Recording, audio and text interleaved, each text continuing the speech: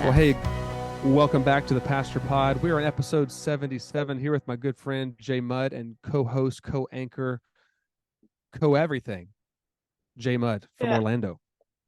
sure. I guess I'll take Orlando. I don't have a Orlando zip code, but you always call me from Orlando. I think we have this thing. Yep, You call me from Orlando, I call you from the island. Hey, it works.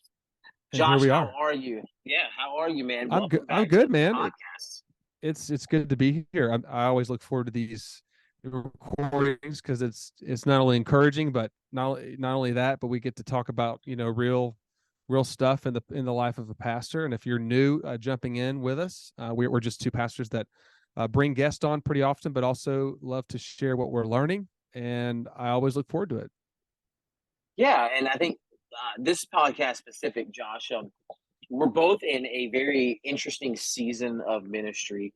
And I think this podcast here, if you're listening in, may not go down the traditional route that we normally go down, mainly because we just want to just have an open dialogue about life, about ministry, about the different things that we often go through because, we're busy. Sometimes we have an agenda. Usually there's a topic, a straight place we're going. And many times we don't get to pull back and just see the realness and the rawness about what's going on in our lives. And so as pastors, we don't get a ton of free time. But Josh, what are you doing right now in your little bit of free time that you get? You have so many things you're going on. We'll get into that here shortly. But what are you doing in your free time, Josh? How are you spending your time when you get a breather and you can walk away and you can check out? What do you do with your time, Josh? I know the world wants to know. What is Josh Robinson, the What Josh does Josh? Robinson, the pastor Josh Robinson of the Bridge? What does he do with his free time? I mean, what does he do when he's not preaching, when he's not teaching? What is he doing with his life? The What world's is he wanting to doing? know, Josh. What does he even do with his life? The What is who happening? is who What is Josh Robinson? Who is what Josh Robinson? That's the real question. Well, I guarantee you no one's thinking about that. But number two, I played golf last week for the first time in like a year. I actually like playing golf because it gets me out of the norm. The thing I love about golf is that it, of course, not only does it humble me constantly, I love hitting the ball and trying to score a good a par or a birdie. But what I've learned about golf is I literally can't think of anything else and play golf at the same time because it's such a hard game. I can't think about emails or projects or sermons because it takes all my energy to focus on trying to hit the ball and not miss it. So that is one thing I've enjoyed when I get out and play. Played with a good friend of mine on Friday on my day off. So we went out and played in the afternoon, like 3:30 till the sun went down. So it was a great day. Good kind of breather, kind of a break. But that's something I enjoy doing. I coach my kids a lot. I've been coaching kids on Tuesday nights at the YMCA. They asked me to run a skills and drills camp for 8 to 11-year-old kids. So basically, I would use coaching loosely, but just teaching them the game, having some fun, wearing them out, sending them home to their parents, ready to go to bed. So when I think of my free time, most of my free times with my family, and with people in our church. A lot of dinners, a lot of great conversation. But if I were to say a hobby, I love going to the gym, working out, love basketball, love to play golf, and then I also love watching basketball. Love the NBA playoffs. Love tracking along with that. I've enjoyed watching this series that we're in right now. So I want to go back to golf. You're good at golf, Josh? Are you good? Like, would you say I'm decent? Mm, Do you get a lot I of grew up pars playing. and I birdies? grew up sometimes, but I'm usually a bogey golfer, so I'm not good. I don't practice. Grew up playing with my dad, and so I would say I know the fundamentals of the game, but I am not good. I mean, I have a few good shots here and there, but I am not like those guys that walk out and they're just like hitting a birdie every few holes. I'm not that guy. Are you familiar with the movie Happy Gilmore? I am. That's more my golfing style. I got my I clubs would love free to on the take you side of the golfing. road. I used to have a bag. I used to have a bag that had holes in it that didn't stand up or anything like that. That was one of those paper thin bags. You know what I'm talking about? Hmm. and it had holes in it, and my golf balls would always fall out. Um, Yeah. I don't even have enough golf clubs. Like people would be like, "Hey, you should use a 6 iron." I'm like, "I ain't got one of those. Give me another one." I ain't got stuff. Like I don't even have all the clubs. I got like Yeah. two good clubs, I think, right? Right. Um, and I golf. I hit this way, and then I hit this way, then I hit this way. I have a baseball swing, Hmm. so I don't know. Golfing has always been a joy for me, but I'm not at all. I typically frustrate the people I go Yeah. play golf with. Yeah. Well, that's part Because of the fun. It's part of the fun. you call it fun. Some people just like, really, Jay. You get to laugh at Um, each other. just pick that ball up, Jay. It's over. It's over. You've Yeah. already gotten nine swings on a par three. A par two. Is that even a par thing? Par two? Can you get I a par don't two? I don't think there's a part two, but I See don't how know. much I have no idea. But yeah, that's something I enjoy doing. I mean, I've got buddies that like to hunt, and fish, and I like to go fishing. I grew up hunting, but uh, man, the time that it takes to go hunt and buy food plots and rent and lease, and I just haven't had the time. And really, when it comes down to it, having kids, I'm Micah's 10, Hannah's 9, Chloe's 5. I don't have a ton of hobbies because I right. really love spending time with my family. So I'm trying to get a better rhythm where I'm doing stuff because I've been reading lately, and a lot of these incredible blogs and books are like, if you don't have a hobby and you're not having good outlets, you're not going to be healthy because you're just going to be working constantly. And I think that's what I struggle with, Jay, is I'll keep working. Like I'll keep writing certain, like I won't stop. Uh, I'll work all day, then go home at night because I actually enjoy what I do.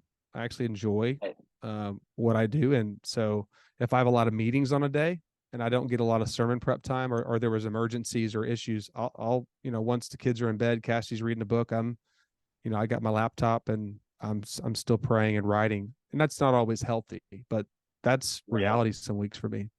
I don't think I do a good job with the break and hobby. I don't have a hobby. I think my hobby is I don't have a hobby. I don't have a hobby either, Josh. I can't say I have a hobby. I don't woodwork. I don't garden.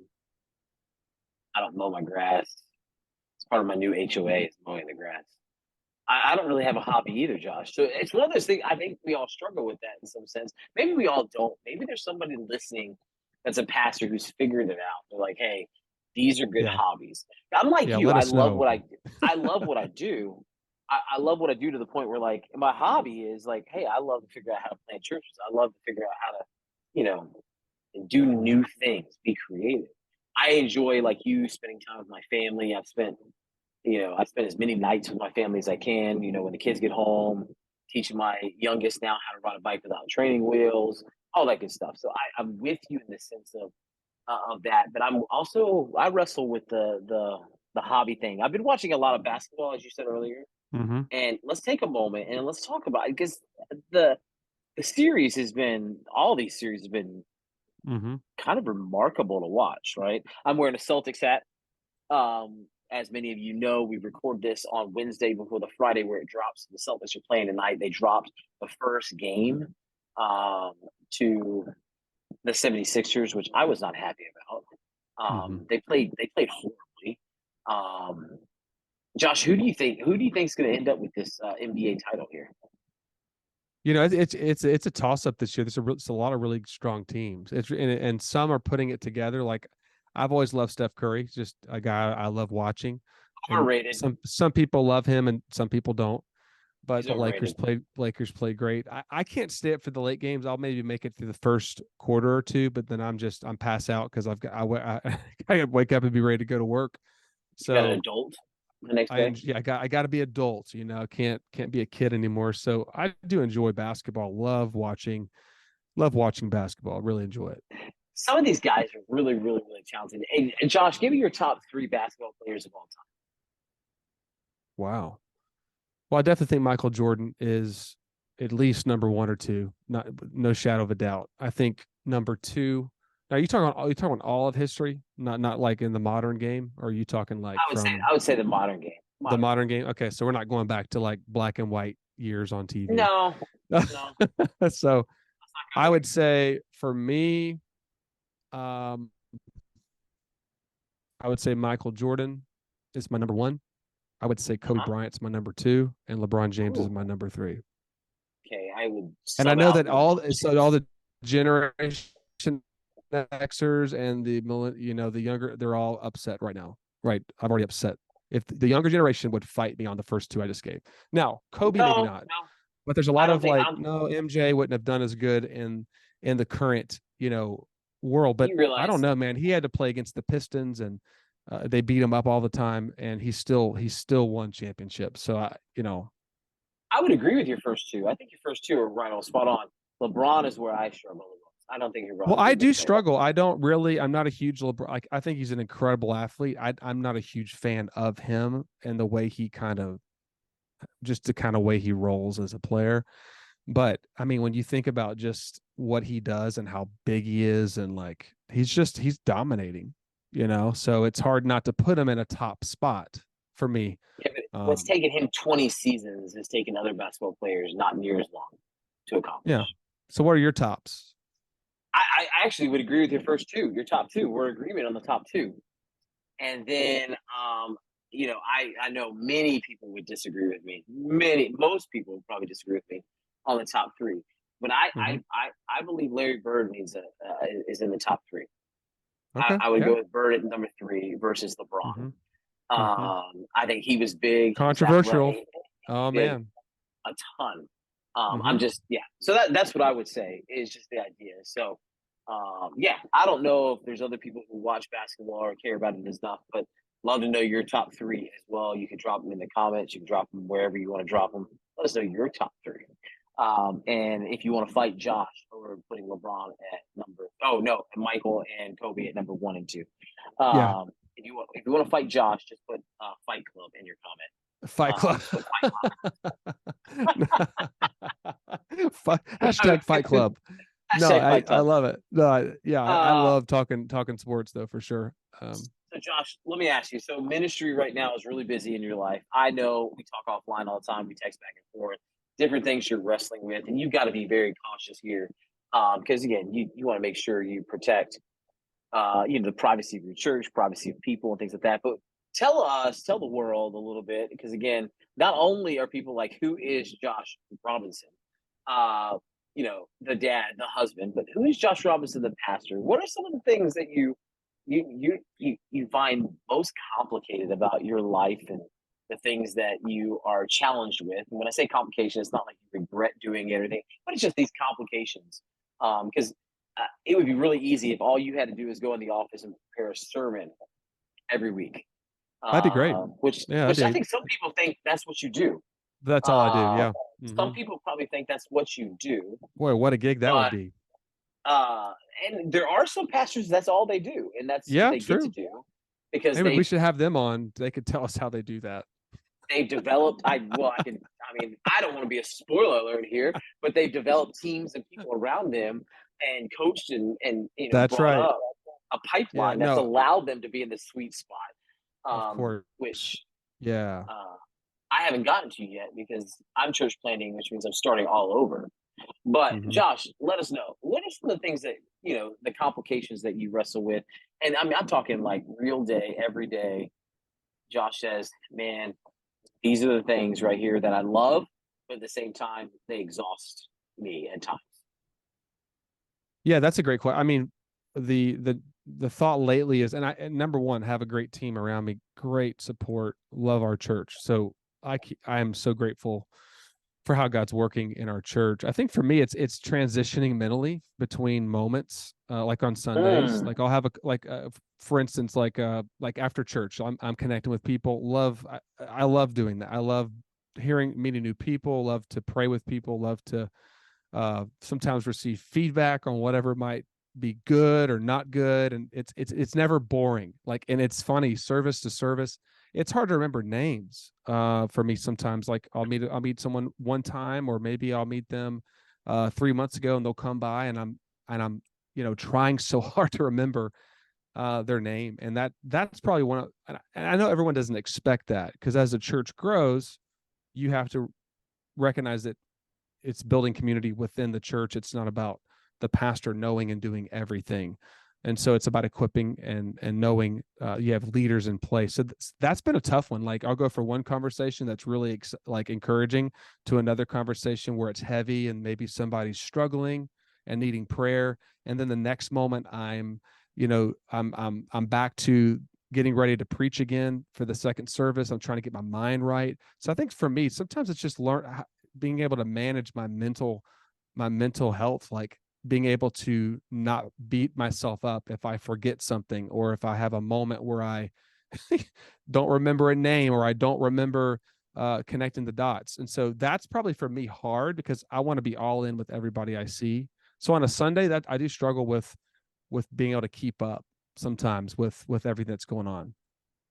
Well, and that's understandable. There's a lot of different things that are thrown your way on a Sunday, and your mind is really. I think what some people may not understand is the mind of a pastor is very exhausted on a Sunday. You are, processing, transitioning. You're talking to yourself while you're speaking. Do you find yourself doing that? Yeah, I I have do. conversations with myself. I'm having a conversation in my head the whole time I'm talking, and Yeah. some people might think that's there's something else going on, but the reality is it can be challenging, and you look over and you see something that's odd or off, and you're like, wait a minute, did I say something wrong? Is this really connecting? You're having all these connections, and then you get off and you're trying to have conversations with people, and your mind's still back in the sermon of like, man, I shouldn't have Oh said yeah. that, I should have done that, or whatnot. Oh, I'm sorry that you're experiencing this. And it can be a real challenge for that mental capacity. And the truth of the matter is that's not just a Sunday, Josh. That Sunday is kind of where it comes to the head, where Mm-hmm. at church like the Bridge, there's quite a few people that you're interacting with, a lot of energy in the room, a lot of conversations you're having. But even throughout the week, you find yourself taking off one hat, putting on another, doing this, Mm-hmm. doing that. Just Mm-hmm. between you and I, you talked about like, hey, can we move the podcast up a little bit, because I have a random phone call that came in about the building, because there's no, Mm-hmm. so you've talked about that before. The Bridge is in a building project, and you're like, I got to now talk to the building company about, I don't know, carpet or sound or whatever you're talking about, right? And again, don't quote me on that. I don't know if you're dealing with carpet. I don't want anybody calling you and like, dude, we Carpet. picked the carpet. Did we talk about the carpet?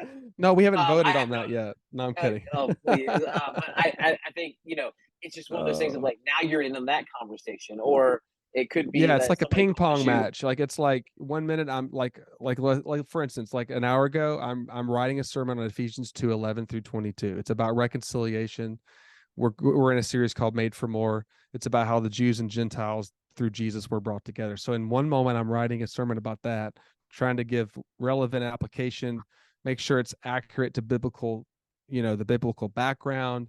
The next moment, I'm preparing for a meeting about branding for something coming up, and then the next minute, you know I've got multiple people that are hurting, or multiple needs in the church where there needs to be some reconciliation, or maybe communication, or there's a family that needs prayer, or someone that had lost a family member, and so I talked to them for a little while today and prayed with them. So it's like I love that it's not boring and every day is exactly the same. So in essence, it sounds like it's a lot, but it's learning to pivot from one thing to the next. And some days I will come home and Castor will say, "Well, how was your day?" or tell me what happened. And I will literally look at her and go, it was a good day. And she'll kind of, she goes, okay, well, what was, tell me about it. And I literally have to take time to figure out what happened all day long And it's because not of how easy many sometimes. things. Yeah. Yeah, that's difficult. I didn't mean to cut you off, Josh. I'm sorry, but like that is the number one question that I get a lot of times from Holly. How was your day? And I want to tell her, but I actually don't always know. Like I had Mm-hmm. so many, like today alone, I was in one spot for majority of my day. One spot. I had my first meeting at 8:30 there, and then I was Mm-hmm. there until right before we got on this podcast. So 6 hours. I was in one spot. It was out in the community, so it wasn't necessarily a private spot. And I had so many conversations today. I picked up my daughter from school. She goes, "So what did you do today?" And I thought to myself, the only answer I could give her was there's a lot of different things that happened, because I there's so many things that so many conversations I had, so many Mm-hmm. people I met. There's so many things I read. There's different things I did. Church planter, I'm trying to work the social, like making sure we have something on social media, making sure that we're planning and organizing this next event, making sure that I'm meeting new people. And when somebody stops me because they've met me before, they want to connect me with somebody else, I've got to stop what I'm doing Mm-hmm. wherever I'm at that are on the train thought. In fact, a funny story. Just today, I'm sitting there and I am lost in space. Like I'm out and I'm looking out in outer space. And apparently, this one lady was sitting here, and we'd met before in the past, and she was trying to get my attention. She said for 3 minutes. I didn't have my AirPods in. I didn't have my AirPods in. I was just sitting there. And she said, I was wondering if you were okay. Because I was just out in like You were I was dreaming. at a I was in a moment where I wasn't even in the current moment. I wasn't there. Mm-hmm. Mm-hmm. That is a struggle that I have is the reality picture. People have told me all the time I live in the clouds. Like I live 30,000 feet above the earth and getting back into reality. But Josh, I think it's really, really important that we just have conversations like this and we kind of maybe put down the guard a little bit and people see, hey, there's a lot that goes into our lives. Because I think when you listen to the podcast many times, we come across as we've got our act together. We come across as maybe, we got a plan. But there's a lot of times we don't get a plan. We try to organize, we try to plan. Um, but the truth of the matter is, this is the life of a pastor. Is there's so many things that happen. There's so many times we have to change the day we record the podcast because Yeah. something Yeah. comes up. You get a phone call, Right. you get an email, I get a phone call, I get an email, something else that needs to happen. So Mm-hmm. I think Mm-hmm. Josh, for today in our podcast, we just wanted to be real and open a little bit about where we are, what's going on, things that we're wrestling Yeah. with, things that we struggle with, like the fact that we don't have hobbies. Like we Well, need to and I talk think about it's, that. I think this is real leadership. Leadership isn't a just a simple process. Being a leader means you lead. That means you admit when you don't know. It means that you do take time to plan your schedule that week, so you carve out time for what's most important. So like for me, I might say, well, yeah, I might write some at night, but I'm still gonna guard time during my workday so I can do what I'm called to do best, or what's most important for the health and the movement of our church is to preach and lead at as good as God has called me to do that. And I think when I get overwhelmed with other things, not because I don't have other people around me, but because that's just the responsibility, that's just the need that needs to be met to keep the church healthy and to keep everyone together and unified. So there's weeks where it's a little crazier than others. Than other weeks, it seems like there's just more time to dream, like you did, like you were in the coffee shop, where I can sit back and go, man, what could happen if, right? Or what if this could happen in this month? What if we did this sermon series with this type of impact for our church and our community? If the building process really goes the way they say it will, or maybe let's say it's 2 months late, right? Which is probably any building process, whether it's a home or a church. Man, what if we did this in our community to what could God do through that? And so I love sitting back like you, Jay, and dreaming.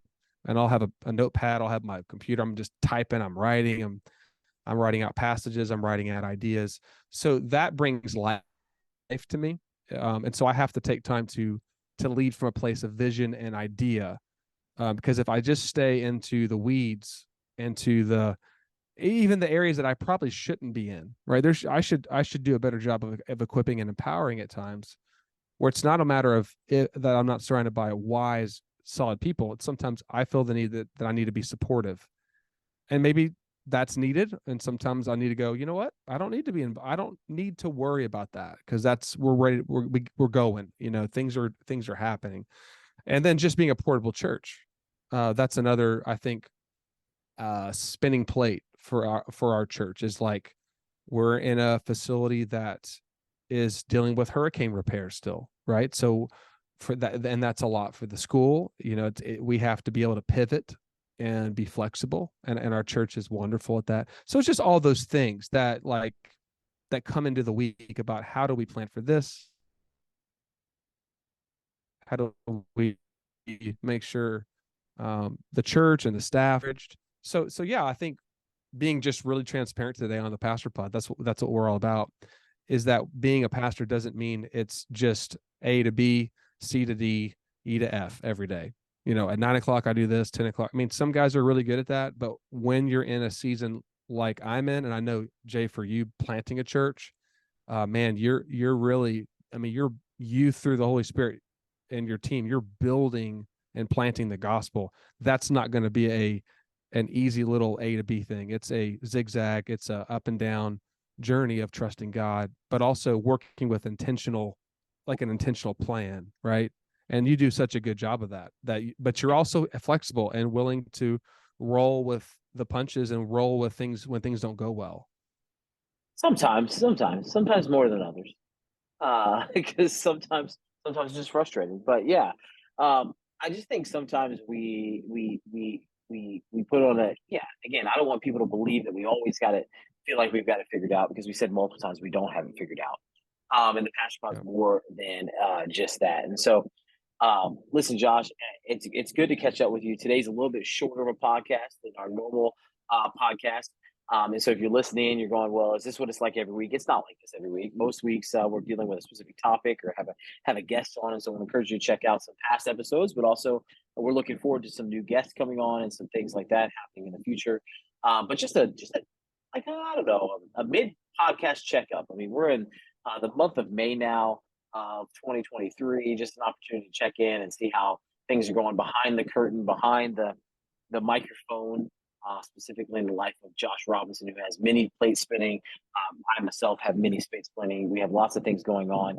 We're real human pastors that are just like you, who are listening. If you're a pastor, and if you're not a pastor, you're going, I wonder what pastors are thinking and going through. Sometimes it's not as organized as you think it is. It's like you said, a zigzag up and down. So, Josh, again, thanks for the conversation. It's a great day on the podcast. Hope you've enjoyed this. Hope you've been encouraged. I'd love to know your top three for basketball. Hit us up. Let us know. Drop in the comments, emails, pastorpod@gmail.com. But for Josh and I at the Pastor Pod, thanks so much for listening in each and every week. Hope to see you back next week as we continue to have real and transparent